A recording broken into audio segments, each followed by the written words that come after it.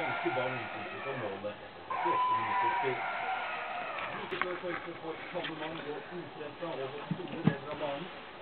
England plasserer ballen sikkert til mål. Det er 1-0. Det sitter. Det skjer lite også i den andre omgangen.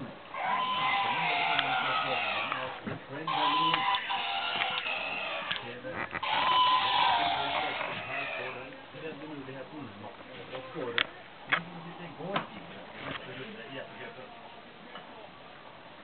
Det ble ingen kvalifisering til det tredje rennet i Håkåsa i Oslo.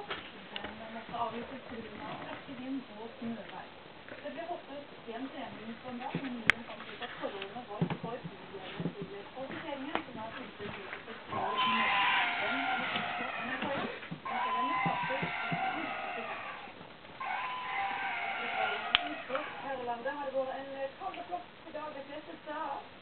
Flerbanen i Bergen, og det var dette i digital fjellstyr. Det er 10 minusgrader, store deler av dagen. Men likevel så er det altså mange bergensere av turen på fløyen med både ski og